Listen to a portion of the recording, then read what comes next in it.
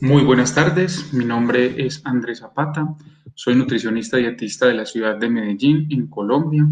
De antemano quiero agradecer a Paola el espacio y la invitación para hablar de este tema que tanto me gusta, que es la nutrición y la hipertrofia muscular. Soy nutricionista, máster en nutrición deportiva y clínica, candidato a magíster en ciencias del deporte y antropometrista nivel 3 de la ISAC. Declaro no tener conflicto de intereses con esta presentación. Bien, en estos pocos minutos vamos a hablar de algunos conceptos básicos y otros un poquito más profundos acerca de la hipertrofia muscular y cómo la nutrición tiene su relación sumamente íntima para poder que se dé un proceso de hipertrofia adecuado. Vamos a hablar de composición corporal, de los deportes de interés donde es importante tener buena cantidad de masa muscular, de músculo esquelético, entrenamiento de fuerza hipertrofia. Vamos a hablar un poquito de vías de señalización con la proteína mTOR, complejo proteico emitor. Vamos a hablar de carbohidratos y proteínas e hipertrofia, de la síntesis proteica, de la importancia que tienen los micronutrientes en la preparación del tejido muscular. Vamos a hablar un poquito también de suplementación, hablaremos de omega 3, de creatina, de memoria muscular, hablaremos de los efectos adversos que generan ciertas sustancias como por ejemplo el cigarrillo y el alcohol en el desarrollo muscular, y finalizaremos hablando un poquito de la parte de lesiones y de masa muscular, y cerraremos con la parte de resistencia anabólica y sarcopenia en el adulto mayor. Bien, comencemos aclarando este mito, que es uno de los que normalmente incluso está presente en nuestro gremio profesional, y el mito es que la grasa ocupa 5 veces más volumen que el músculo, cuando en realidad la grasa solo ocupa un 15% más de volumen que el músculo, y dicho de otra manera es que la densidad de la grasa es de 0,9 gramos por mililitro, mientras que la densidad del músculo es de 1,1 gramos por mililitro. Dicho de otra manera, un litro de grasa pesa 0,91 kilos, mientras que un litro de músculo pesa 1,06. Entonces eso es importante porque muchas veces la gente cuando quiere ganar masa muscular piensa, cuando está haciendo cambio de composición corporal, que es un proceso rápido, y ya sabemos que es un proceso lento y pues que el músculo es un poco más denso que la grasa. Dentro de los métodos con los que contamos para evaluar la composición corporal, tenemos la tomografía computarizada, la hidrodensitometría, que antes se consideraba el gold estándar. Ya hoy tenemos como gold estándar el DEXA, pero que lamentablemente solamente podrán acceder a ellos personas que trabajen en ligas, que trabajen en clubes deportivos, en entidades del Estado que tienen este equipamiento. La pletismografía, para mirar el desplazamiento de aire que se tiene en esta cámara por parte del sujeto, y con eso estimar el gasto en reposo y estimar también la composición corporal, y pues con lo que trabajamos la mayor parte de nosotros, que es la bioimpedancia o la toma de pliegues cutáneos para estimar la cantidad de adiposidad o de grasa corporal de los sujetos y estimar la cantidad de masa libre de grasa. Y también la ultrasonografía, que básicamente propone que en los mismos sitios donde la ISAC propone tomar las medidas antropométricas, se tomen las mediciones con este láser. ¿En qué deportes es importante el desarrollo de la masa muscular? Aquí estamos observando imágenes de diferentes medallistas en Río para el año 2016, lanzamiento de bala los dos respectivamente, género masculino y femenino, Ryan Cruiser y Mitchell Carter. Fíjense ustedes los índices de masa corporal de estos sujetos, índices de masa corporal muy altos, que no deben de ser clasificados como obesidad, puesto que la composición corporal de estos sujetos tiene muy buen desarrollo muscular, sobre todo en la parte del tren superior, en los deltoides, y también en la parte inferior, para tener un muy buen punto de apoyo a la hora de realizar los lanzamientos, en este caso de bala. Fíjense cómo es de importante el desarrollo muscular en ciertos deportes. Aquí podemos observar en la somatocarta cómo, teniendo una orientación entre ectomorfia, mesomorfia y endomorfia, tenemos sobre todo un mayor desarrollo de mesomorfia en el cuadrante superior para los gimnastas en la mayor parte de las modalidades. Aquí podemos observar a Josimar Calvo, importante gimnasta colombiano. Fíjense ustedes también, estos son datos del maestro Francis Holloway, donde observamos cómo es el somatotipo de caracterización de la selección argentina de rugby, y fíjense ustedes cómo ellos ya tienen una mesomorfia muy marcada, pero también podríamos llamar mesomorfia, endomorfia o endomesomorfia, porque hay una mezcla de los dos dependiendo de las posiciones de juego, teniendo algunos un poco más de adiposidad, pero la mayor parte de ellos tienen muy buena cantidad de masa muscular.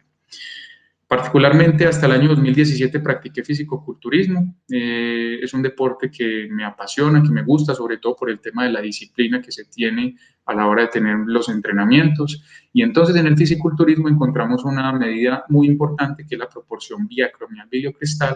en el cual tiene que ser muy importante en categorías como por ejemplo el Men's Physique, la proporción que se tenga para clavicular mucho más grande frente a una cintura un poco más estrecha y con mucha más definición. Entonces aquí observamos que es muy importante, sobre todo en deportes de élite, de fuerza, de potencia y de masa muscular, tener una proporción mayor a 1.46.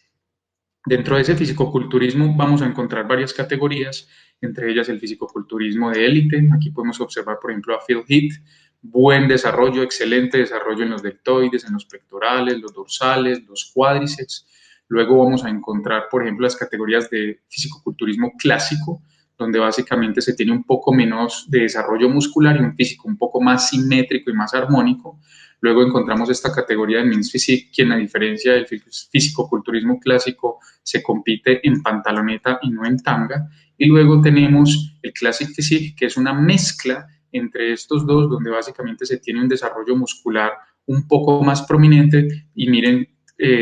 el desarrollo que se tiene, por ejemplo, aquí en los bastos internos, externos, en los cuádriceps. Y esta categoría ya se compite en una especie de boxer negro. Tenemos también en mujeres esta categoría que es la Bikini Fitness. Ella es Isa Pescini, campeona actual de la categoría a nivel mundial. Miren que tiene un físico armónico, muy bajos niveles de adiposidad y ya esta es la categoría que nació en Brasil. Aquí tenemos a Ángela Borges, campeona también de la categoría a nivel mundial. Y fíjense ustedes cómo pasa a ser de importante para la puntuación estética de este deporte el desarrollo muscular en los glúteos y en los cuádriceps. Y tenemos ya también la categoría de Women's Physique, donde básicamente tiene que ser muy proporcional el desarrollo muscular, a diferencia del wellness, donde es un poco más pequeño el desarrollo muscular en el tren superior y se tiene muy buen desarrollo muscular de los músculos bíceps, también de los cuádriceps y del glúteo. También tenemos que tener en cuenta que si trabajamos con deportistas veganos o vegetarianos o sujetos físicamente activos veganos o vegetarianos, ellos también deben de tener un consumo proteico adecuado, garantizar el aporte de micronutrientes. Y aquí observamos en la fotografía a Patrick Boboumian, uno de los deportistas que se ha hecho muy famoso después de este documental de Game Changers o de Cambio Radical, donde básicamente él asevera tener muchos beneficios desde su dieta vegetariana para poder optimizar su rendimiento deportivo, pero que analizando bien el documental sabemos que eso lo logra es porque come buena cantidad de carbohidratos. Y también tenemos a este fisicoculturista vegano, aclarando que ellos primero fueron comedores de productos de origen animal y que pasaron al vegetarianismo y lo que hacen mediante el entrenamiento y la nutrición es tratar de retener la mayor cantidad de masa muscular posible. Dentro del músculo encontramos un concepto también llamado plasticidad muscular. Aquí nos vamos a encontrar las diferencias que podemos tener, por ejemplo, entre ciclistas que son sprinters y ciclistas que son de fondo. Miren la diferencia, los sprinters tienen un poquito menos de talla y los otros de fondo tienen un poco más de estatura. Estos tienen mucha más cantidad de desarrollo muscular a nivel del cuádriceps, de las pantorrillas, de los isquiotibiales, los glúteos, mientras que los ciclistas de fondo tienen mínima cantidad de tejido adiposo y lógicamente no tienen esa prominencia en el desarrollo muscular. Cuando hablamos de músculo tenemos que recordar que existen muchos niveles de composición ya a nivel muscular. Tenemos un nivel primario en el que vamos a encontrar que tenemos cerca del 75% del peso que tenemos de supuestamente esa masa muscular es agua, solamente ya un 10 a 15% de proteínas también a nivel interno, de triglicéridos intramusculares y de glucógeno, y ya proteínas como tal mucho más pequeñas, donde encontramos las proteínas presentes en las mitocondrias y otras proteínas presentes como tal en el sarcolema, en el sarcoplasma, que pasan a ser cerca de un 20-30%, y estas que les decía, que son cerca de un 10% de proteínas mitocondriales. Y aquí tenemos las pequeñas subunidades o cadenas, como lo son la miosina, la actinina, proteínas como la neulina, troponina, tropomiosina y titina, que ya solamente es de un 10%. ¿Qué logramos mediante el entrenamiento de fuerza? Tenemos dos cosas, unos factores modificables y unos factores no modificables. Dentro de esos factores modificables encontramos, donde intervenimos nosotros, la parte nutricional, el entrenamiento previo que ya tienen los sujetos, qué tan entrenados están, qué tanta expertise o años de entrenamiento tienen, el mismo entrenamiento o ejercicio, y unos factores que nosotros no podemos modificar, como lo son el genotipo, la edad, el género. Entonces, ese entrenamiento de fuerza genera unos cambios, unas respuestas a nivel endocrino, inmunológico, a nivel muscular, neural, cardiovascular, que hacen que se produzca cierta serie de activaciones a nivel de señalización celular, interacción con receptores de andrógenos, señalización de algunas moléculas que ya vamos a ver, y todo eso provoca unas respuestas de transcripción a nivel génico que hace que se aumente la síntesis proteica, la biogénesis mitocondrial, aumentando el número y tamaño de las mitocondrias, lo que ocasionaría ya un desarrollo de masa muscular, bien sea para la hipertrofia o un desarrollo de fuerza muscular también para deportes de fuerza y potencia.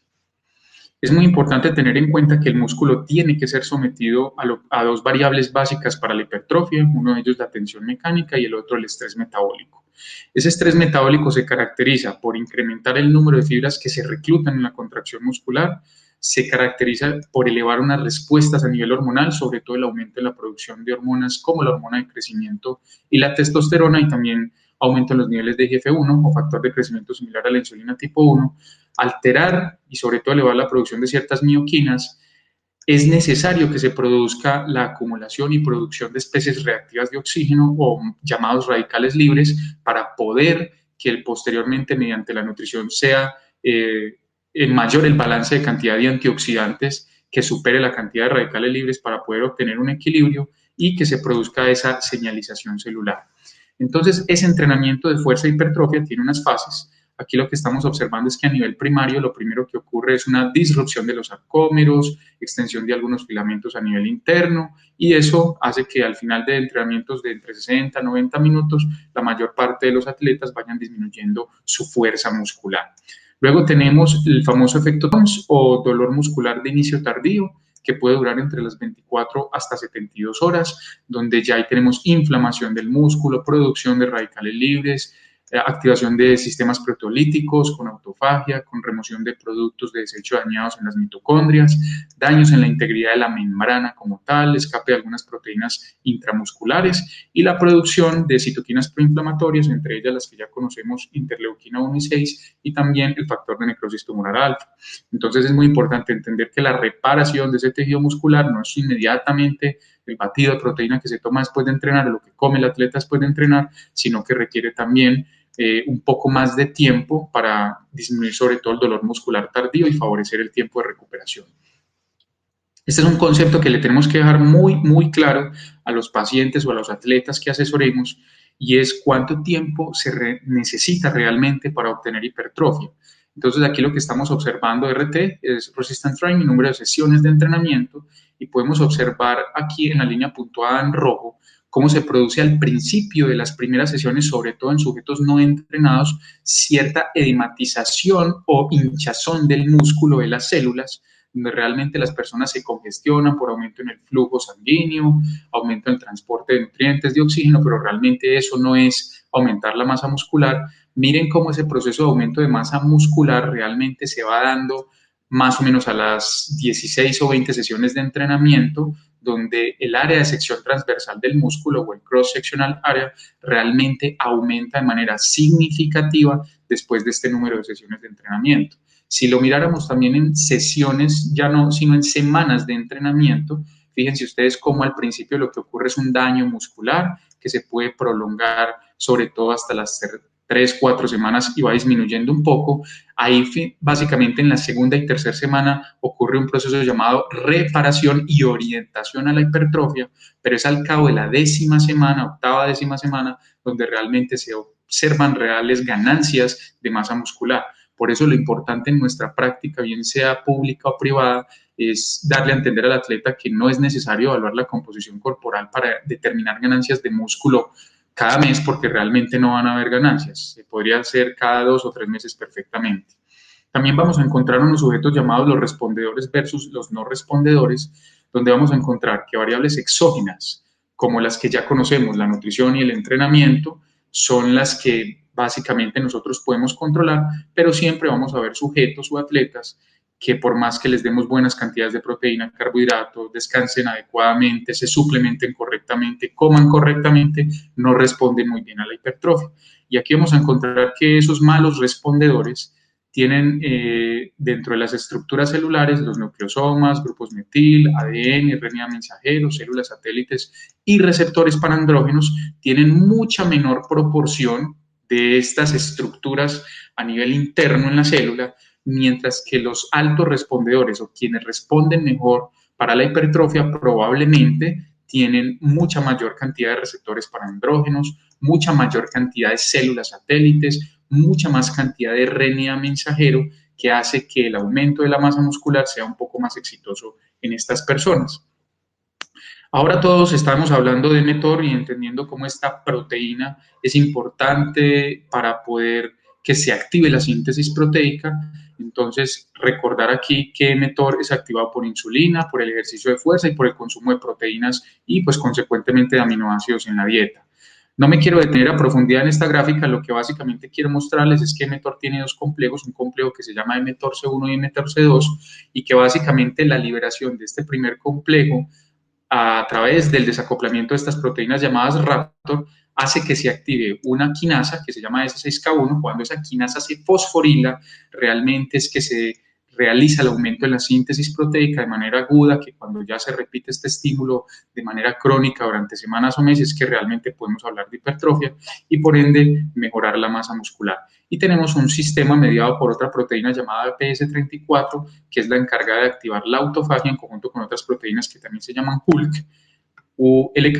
que básicamente hacen que se aumente la degradación de proteínas. Es importante entender que en esas vías de señalización la activación crónica de mTOR no es buena. ¿Cómo así? Es importante entender que mTOR se activa para poder obtener hipertrofia del músculo esquelético, para poder tener una buena diferenciación de células, pero cuando hay inhibición crónica de mTOR por falta de ejercicio, por sedentarismo o por falta de consumo proteico, exagerada cantidad de ultraprocesados en la dieta, se puede producir cierta atrofia muscular y puede haber, por ejemplo, lipodistrofia. Pero cuando hay una activación crónica de mTOR, sujetos que utilizan esteroides anabolizantes, sujetos que consumen más cantidad de proteína de la que necesitan de manera crónica en el largo plazo, puede producir resistencia a la insulina, insulinoresistencia y incrementar la adipogénesis o generación de nuevo tejido adiposo. Cuando hablamos de carbohidratos y hipertrofia, algo muy sencillo que tenemos que recordar es la tasa de resíntesis de glucógeno, cómo se produce de manera mucho más elevada cuando ingerimos carbohidratos inmediatamente después del entrenamiento.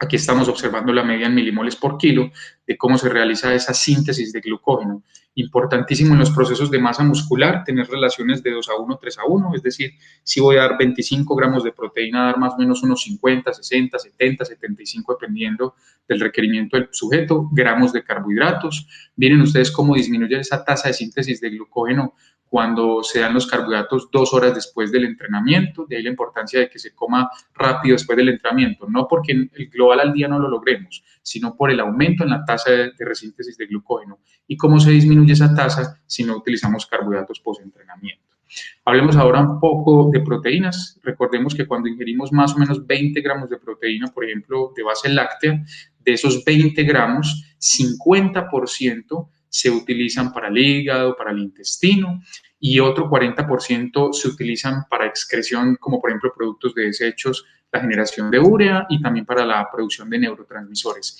Y fíjense cómo de esos 20 gramos, solamente 10 gramos, es decir, 10%, es decir, 2.2 gramos, son utilizados para la síntesis de proteínas. Entonces no podemos decir que toda la proteína que comemos realmente se utiliza para formación de masa muscular, sino que cerca de un 10% de esta cantidad proteica que consumamos por bolo es la que realmente se utiliza para la síntesis proteica. La Sociedad Internacional de Nutrición Deportiva ya nos dice en los requerimientos proteicos que tenemos que estar entre 1.4 2 gramos de proteína por kilogramo de peso al día, o dicho de otra manera, 0,25 gramos de proteína por kilo en cada comida, proteínas de alta calidad, en dosis totales o equivalentes a 20 a 40 gramos de proteína por cada bolo o tiempo de comida. Y también en el 2018 hacen esta revisión Bradshaw-Field y Alan Aragon, donde básicamente se preguntan qué cantidad de proteína es la que puede utilizar máximo el cuerpo para absorber en cada uno de los tiempos de comida. Y se llega a la conclusión en esa revisión, porque no es una investigación, sino una revisión, donde básicamente nos dicen que entre 0.4 y 0.5 gramos de proteína por kilogramo de peso corporal, dividido idealmente en tiempos de 4 a 5 comidas. Esta es una investigación viejita del año 2013, donde se nos muestra la diferencia entre dar proteína cada 6 horas 40 gramos, proteína cada 3 horas 20 gramos, o dar cada hora y media bolos pequeños de proteína de 10 gramos. Ahí se tomaron biopsias musculares y se encontró lo siguiente. A pesar de que al principio la forma de medir la síntesis proteica con esto que se llama fractional synthetic rate, o una forma de medir la síntesis proteica de manera aguda en las miofibrillas, es mucho más alto para 20 gramos cada más o menos 3 horas, esa síntesis proteica al final o al cabo de 12 horas. Pero también en esta otra investigación se encontró que ya cuando se hace un entrenamiento de cuerpo completo, es decir, ya donde se hace un trabajo de full body, donde no se hace entrenamiento de fuerza como en gimnasio de, por ejemplo, pectorales y bíceps, o espalda con tríceps, o cuádriceps con deltoides, sino entrenamientos full body, por ejemplo, como lo puede ser en un CrossFit o en otros deportes, ya bolos absolutos de 40 gramos de proteína aumentan mucho más la síntesis proteica que 20. Entonces es muy importante tener en cuenta qué tipo de entrenamiento se está realizando. Y ya teniendo en cuenta todas esas variables del entrenamiento, el volumen, el tiempo bajo tensión, el estatus previo de entrenamiento, encontramos que pasa a ser muy importante ya no solamente cuánta cantidad de proteína por comida, sino cuánta cantidad de leucina, encontrando que lo ideal sería tener más o menos 3 gramos de leucina en cada una de esas ingestas como una correcta cantidad para activar la síntesis proteica. Y encontramos también este concepto de Tromelin, donde básicamente nos muestra que la síntesis proteica puede ser un poco más elevada en línea continua, muscle protein síntesis, por ejemplo, cuando introducimos bolos proteicos en desayuno, almuerzo y cena, y si no tuvimos la oportunidad a nuestro deportista o nosotros mismos proteína en comidas intermedias, el tiempo del sueño puede ser una opción muy interesante para aumentar ese consumo proteico y optimizar las ganancias de masa muscular. Entonces aquí podemos encontrar en unidades absolutas o unidades arbitrarias más bien, como el entrenamiento de fuerza más 40 gramos de proteína es mucho mejor que dar proteína sin entrenamiento de fuerza, y ejemplos sencillos de cómo podemos dar esos gramos totales de proteína con huevos, con pollo, con carne, con pescados, para poder lograr un consumo proteico adecuado. Dentro de la parte de suplementación vamos a encontrar muchos tipos de proteína, las de suero, ahora tenemos caseína, albúmina, proteínas mezcladas de ellas, de garbanzo, espirulina, de caldo de hueso de pollo, de soya, de papas, semillas de calabaza, arveja, arroz, carne, cáñamo, amaranto, algas, insectos.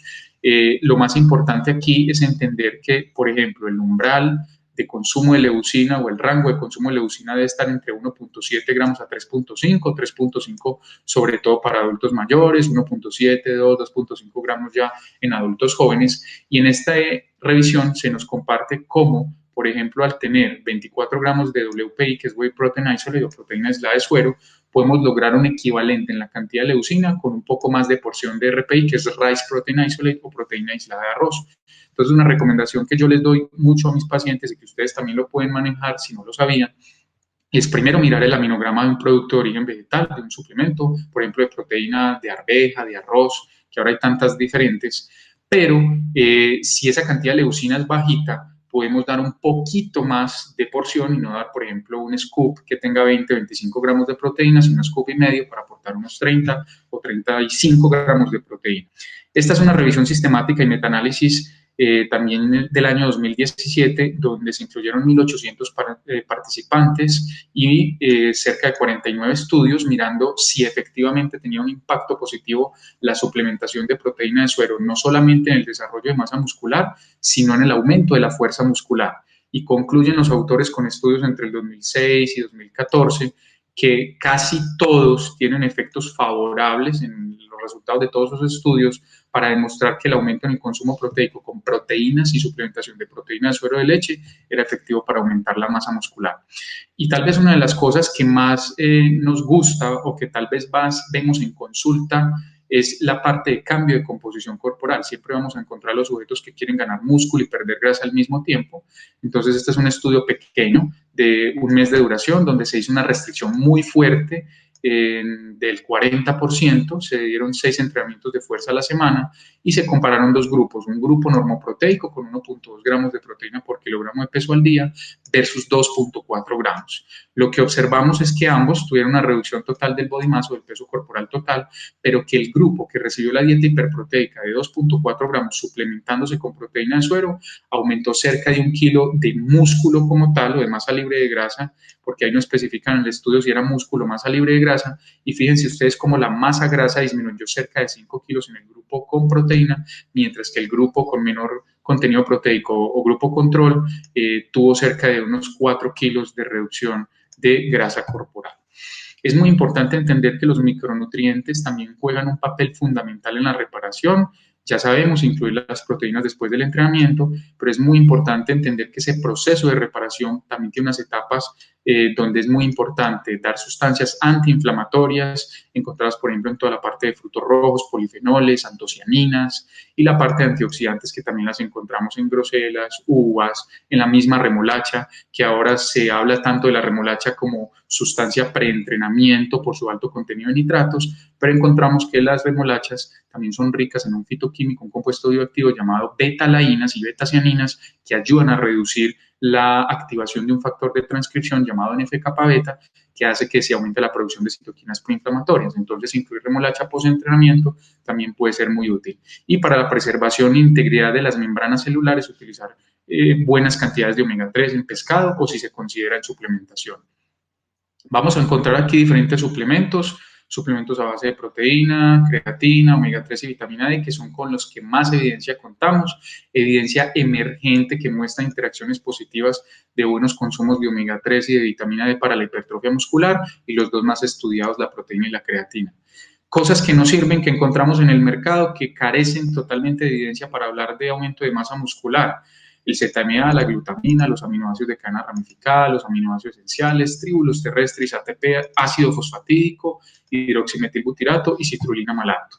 El omega 3 básicamente funciona de la siguiente manera en la reparación del tejido muscular y consecuentemente a buen descanso, buena nutrición, posiblemente con interacciones positivas para el aumento de la masa muscular. Básicamente esos ácidos grasos poliinsaturados del omega 3, el EPA y el DHA, reducen la activación de NF-kappa beta, que les decía que es una proteína que aumenta la transcripción y formación de proteínas o citoquinas proinflamatorias, disminuyendo la inflamación en un músculo que está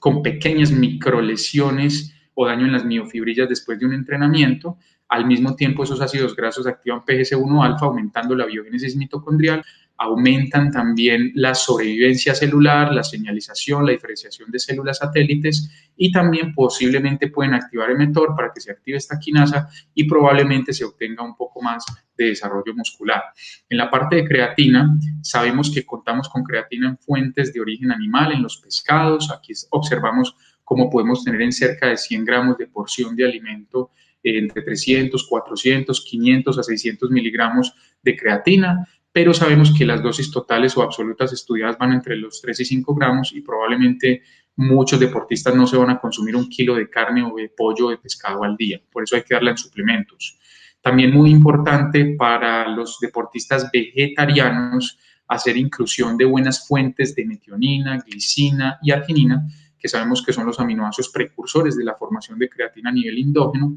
Entonces podemos encontrar cómo podemos dar buenas fuentes de metionina a través de avellanas, semillas de girasol, nueces de Brasil, buenas fuentes de glicina a través de espirulina, berro, espinacas, y buena fuente de arginina a través de soya, avena, garbanzos y coco, por ejemplo. Esa creatina no solamente tiene un papel fundamental para aumentar la masa muscular, sino que también disminuye el estrés oxidativo, disminuye el estrés osmótico, disminuye la apoptosis y muerte celular, aumenta la activación de mTOR, aumenta la integridad y protección contra el ADN mitocondrial, disminuye la producción, como les decía, de radicales libres, aumenta la síntesis proteica, favorece la translocación y transporte de carbohidratos a través de GLUT4, por ejemplo, mejora la captación de glucosa a través por el músculo esquelético, y favorece toda una serie de diferenciación y regeneración de todas las células satélites. Es muy importante entender el concepto de memoria muscular también.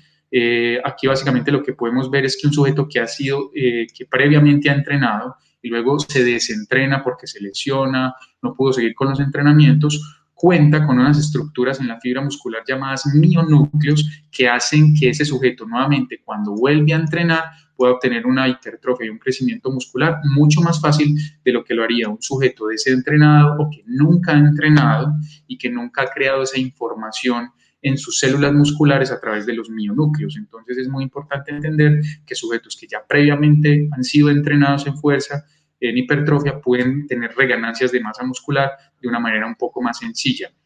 Cosas negativas del cigarrillo, vamos a encontrar que tiene unas sustancias como las acroleínas, el acetaldehído, que básicamente hacen que se disminuya la síntesis proteica, que se aumente la proteólisis por activación de unas sustancias llamadas miostatinas que inhiben el crecimiento muscular. Entonces, también aumenta la producción de radicales libres. Importante recordarle a nuestros atletas o deportistas la importancia de no usar estas sustancias. Y también podemos observar cómo el alcohol disminuye la señalización o activación de mTOR casi hasta en un 25%, dependiendo del total de volumen de alcohol que se tome, aumentando la producción de radicales libres. Estos compuestos de acetaldehído y acetato también pueden tener daños a nivel del material genético en el ADN, lo que puede producir como tal que haya mala reparación y diferenciación de las células, diferenciación de algunas estructuras celulares y pues pérdida de proteínas. Y en la parte de lesiones es muy importante entender que hay que tener un trabajo interdisciplinario, lógicamente, con médicos ortopedistas, traumatólogos, deportólogos, fisioterapeutas o kinesiólogos, como se les llama en otros países, y que ese consumo proteico potencia el aumento en la síntesis de proteína a nivel mitocondrial, la formación endógena del colágeno, y todo eso aumenta la función muscular y probablemente disminuye el riesgo de contraer una enfermedad metabólica en sujetos que previamente eran deportistas, se lesionan, continúan comiendo, aumentan la adiposidad y desarrollan, por ejemplo,